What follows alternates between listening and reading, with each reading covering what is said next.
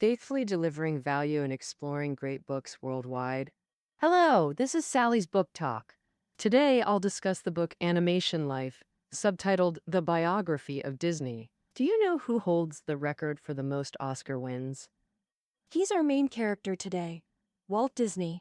Walt was a renowned American animator, director, producer, screenwriter, and entrepreneur, and the founder of the Walt Disney Company. He received 59 Oscar nominations and won 22 Oscars. On top of that, he earned 2 Golden Globe Special Achievement Awards, an Emmy Award, and numerous other accolades. What's your favorite Disney creation? Do you know the backstory of how classic characters like Mickey Mouse and Snow White came to be? Feel free to drop your thoughts in the comments and join the discussion. Today's book explores how Disney and his team shaped these iconic works. The author, Michael Barrier, is an American cultural industry scholar and film critic and an expert on animation, comics, and cartoons. He's written books like Hollywood Cartoons, American Animation in Its Golden Age. This book is acclaimed as a masterpiece biography of Disney. Barrier argues that most Disney biographies either idealize him as nearly perfect, with few faults beyond excessive smoking and cursing, or vilify him as racist and anti-Semitic. But according to Barrier, Disney was an imperfect yet captivating artist, a tough boss, but a commendable entrepreneur. In researching this book, Barrier delved into dozens of Disney archives and spoke with over 150 people. He takes a balanced view, vividly recounting Disney's rise from farm boy to business mogul and animation pioneer, reflecting on his life in animation amid triumphs and setbacks. So, what incredible stories are there in Walt Disney's life of animation? I'll break it down into 2 parts to share with you. The book's key content is in the first episode, covering Disney's birth to the early 1930s, exploring his early ventures and how characters like Mickey Mouse were created. In the next part, we'll start from the mid-1930s, covering Disney's ventures into feature-length animations, documentaries, live-action films, and his vision for Disneyland. Now, all right, I'll break down the first part into 3 sections. First, the small businessman. Second, Laugh O Graham Studio. Third, Mickey Mouse and the 3 Little Pigs. Let's start with part 1, the small businessman, Walt Elias. Disney was born on December 5th, 1901, in Chicago, USA, into an ordinary family. His father, Elias, was a carpenter and building contractor. Disney was the 4th son in the family, with 3 older brothers and 1 younger sister. When Disney was 4 years old, his father, Elias, bought a farm of about 45 acres outside Marceline, Missouri, because their Chicago neighborhood was rough, with many bars and frequent crime. Oh, his father worried that such an environment would corrupt the children, so the family moved to the farm. Now, for young Disney, life on the farm was like paradise.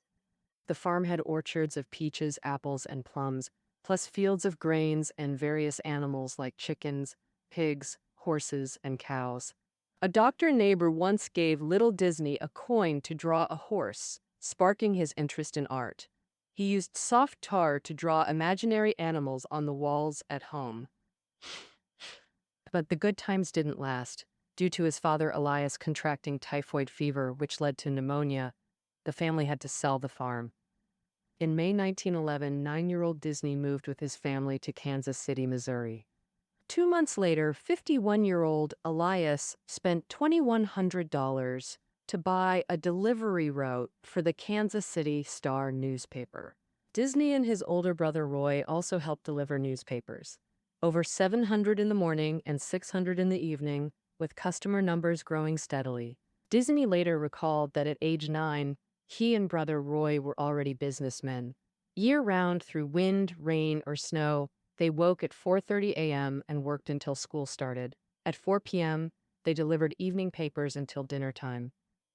Because delivering papers was so exhausting, Disney often dozed off in class, and his grades weren't great. Elias believed that his sons helping deliver newspapers was just a family duty, so he never paid them. Thus, Disney found ways to earn money behind his father's back. Initially, he delivered medicine for a pharmacy while on his newspaper route. Later, he secretly sold other newspapers, hiding it from Elias. In the summer of 1912, 10-year-old Disney and another boy set up a soda stand at a street corner. Later, he sold candies, fruits, and soft drinks on trains with Roy.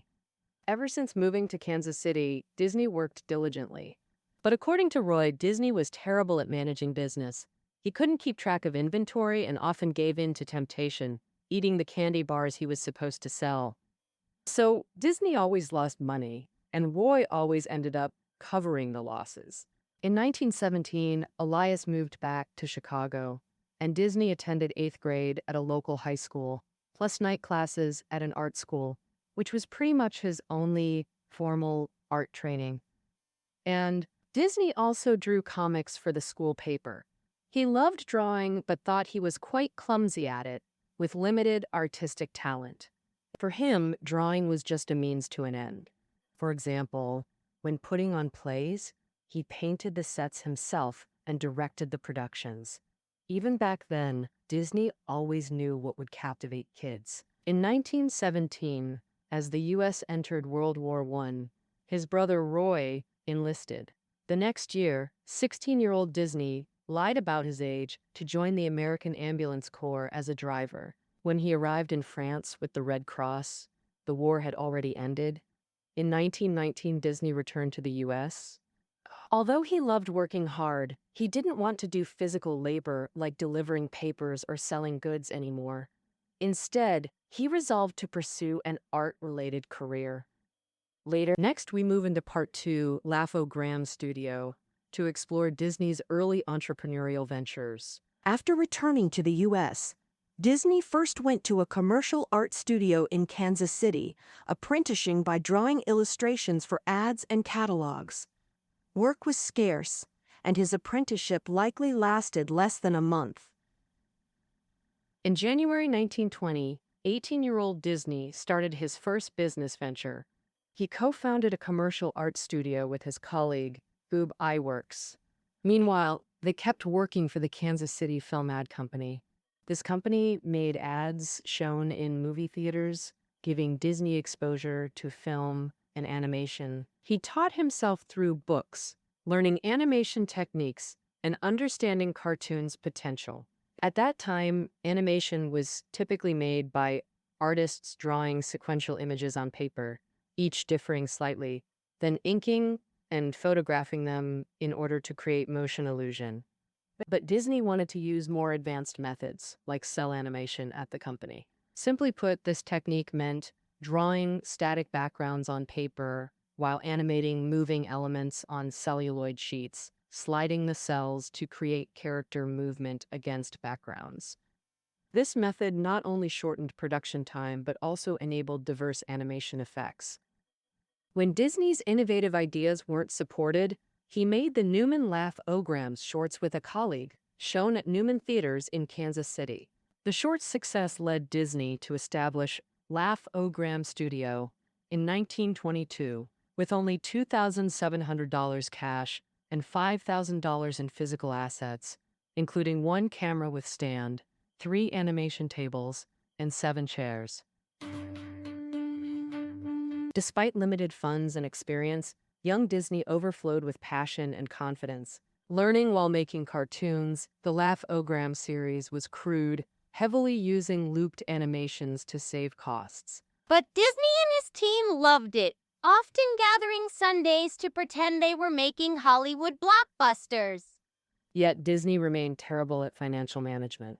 In September 1922, Laugh-O-Gram signed a contract with a distributor, promising 6 cartoons. The distributor only had to pay a $100 deposit up front.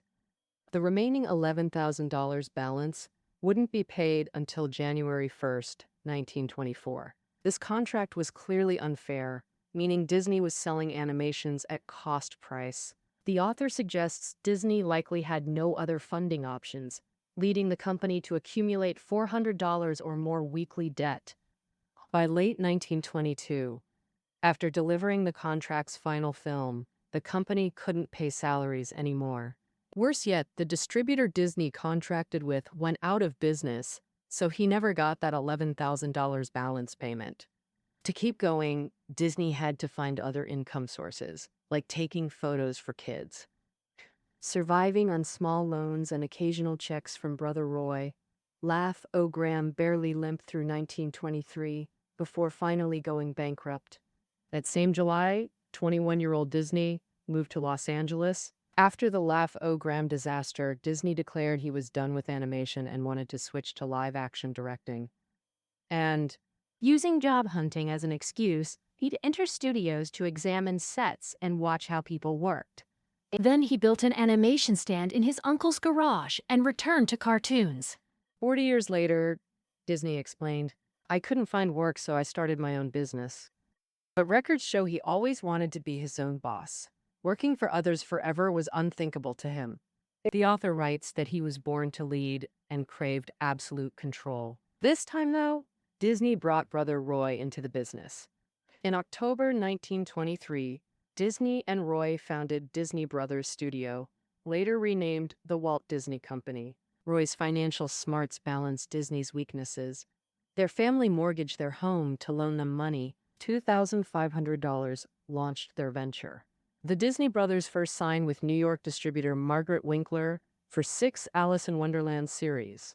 And this series had begun production during the Laugh O'Graham days. Adapted from Alice in Wonderland, it mixed live action with animation, starring a 4-year-old as Alice.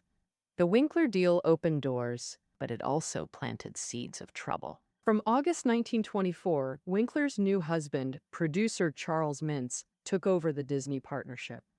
He signed a contract with Universal Pictures to produce a 26-episode cartoon series.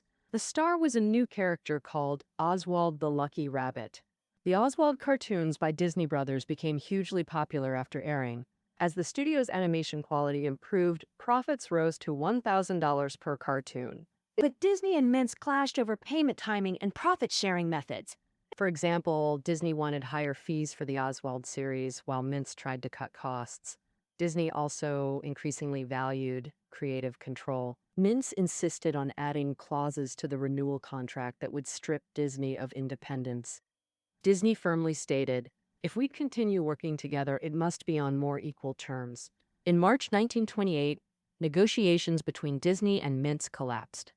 Per their agreement, copyright to Oswald the Rabbit belonged to Universal Studios. Disney lost and reflection.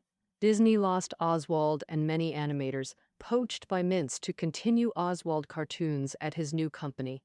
This stemmed partly from Disney's changing role. As the studio grew to over 20 employees, Disney shifted from animating to writing and management. Staff felt Disney transformed from a close collaborator to a domineering boss. Combined with the Mintz conflict, Disney's constant tension made employees his scapegoats. Animators often drew caricatures of each other, pinning them on walls for fun, a common pastime. But Disney grew irritated, feeling they wasted time on these drawings. An employee recalled him storming through the studio, tearing down all the drawings. This toxic environment bred resentment, making staff easy targets for Mintz. Fortunately, iWorks, Disney's old partner from their first Kansas City venture, stayed. iWorks and Disney created Mickey Mouse together. Now for part 3, Mickey Mouse and the Three Little Pigs. How are these classic cartoons born? First, Mickey. Disney's fondness for mice began in Kansas City, where he'd find them in trash cans, keep them in cages, and laugh at their antics. In March 1928, after the Mintz fallout, Disney created Mickey Mouse on the train ride home. In April, iWorks began animating the first Mickey Mouse cartoon in secret, bringing the character to life. Honestly, mice weren't anything special as cartoon characters back then. In the 1920s, many cartoon characters were mice, but most animals were drawn so crudely that people couldn't even distinguish different species. So Mickey's big round ears were truly a stroke of genius. Disney defined Mickey's personality and even voiced him himself until 1947. Later, Disney mentioned that comedy legend Charlie Chaplin was one of Mickey's muses. He said, "We envisioned a little mouse with Chaplin's wit, a little guy who always tried his best to do things right. Initially, Disney named the mouse Mortimer, but faced strong opposition from his wife, Lillian. Lillian had been an inker at Disney's studio. They married in 1925. Lillian thought Mortimer sounded terrifying. To appease his stubborn wife, Disney changed the mouse's name. Mickey. On May 15, 1928, the first Mickey cartoon, Plane Crazy, debuted. The aviation theme capitalized on public fascination with flight. Just a year earlier, American pilot Charles Lindbergh achieved the first solo transatlantic flight. The second cartoon, The Gallopin' Gaucho, rode the coattails of Douglas Fairbanks' adventure film The Gaucho. Yet neither short found distribution. Cartoons had waned in popularity by the late 1920s. Disney realized adding sound might be revolutionary, especially with talkies like The Jazz Singer and Lights of New York emerging. Some cartoons already featured inventive sound techniques. For example, an educational film about human voice had theater orchestras vocalize "ah" sounds during screenings, creating unexpected enhancement. Disney believed true synchronization of animation with music and sound effects was essential for animation's great leap forward. This breakthrough came with Mickey's third cartoon, Steamboat Willie. Disney wrote the plot outlines for each scene, accompanied by iWorks sketches. Detailed descriptions on how to integrate music with action, like matching a close-up of Mickey in the pilot house to a specific song. At the last two beats of a section, when Mickey starts whistling, the chorus must perfectly sync with the music. Today, this synchronized sound scene has become one of Disney's symbols.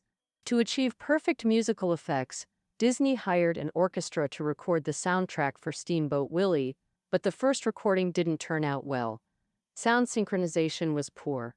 Willie was still in the light of perfume. Despite the recording cost being $1,500, Disney insisted on a second recording. He said, "Why let a little money jeopardize our opportunity?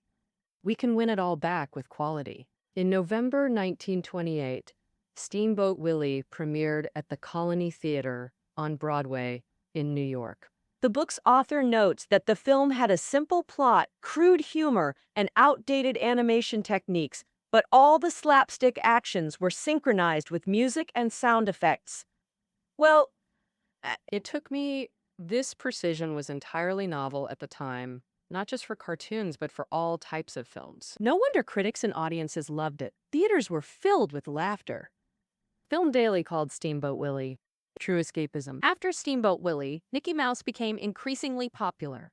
Disney also introduced classic characters like Pluto, Goofy, and Donald Duck throughout the 1930s.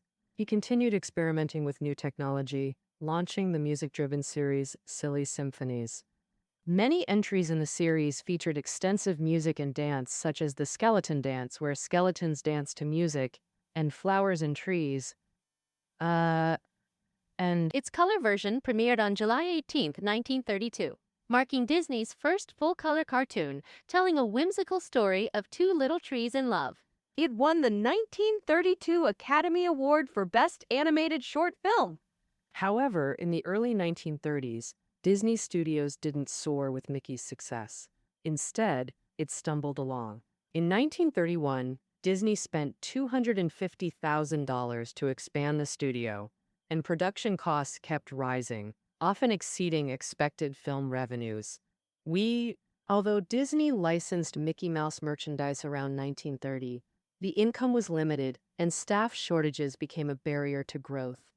His main animators were untrained artists. Some didn't even know how to draw a hand holding a bone. Disney himself was learning to become a coordinator, guiding his team's talents and leading them forward.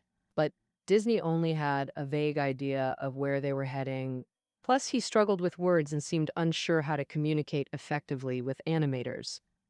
Most progress came through trial and error, collaboration with the animators. One animator described Disney. He talked a lot, but sometimes you couldn't grasp what he wanted. Maybe he didn't know until he saw something he liked.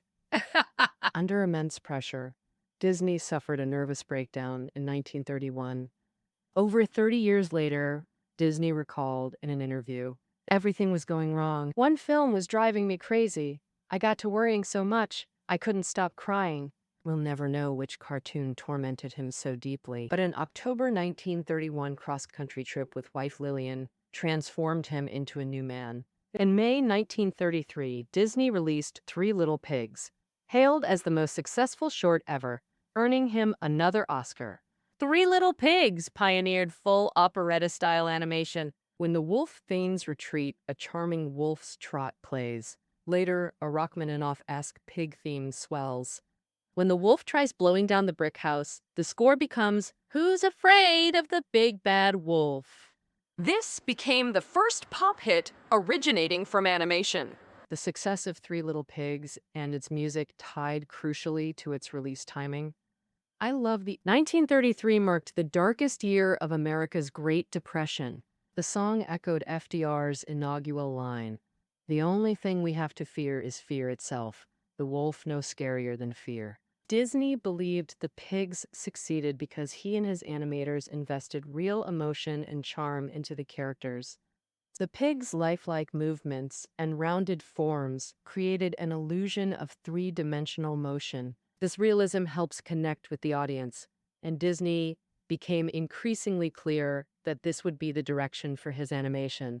In another cartoon called Mickey's Mechanic, an animator created a scene where Mickey Mouse's girlfriend Minnie punches a punching bag. After watching it, Disney said to the animator, "Do you know where the problem lies?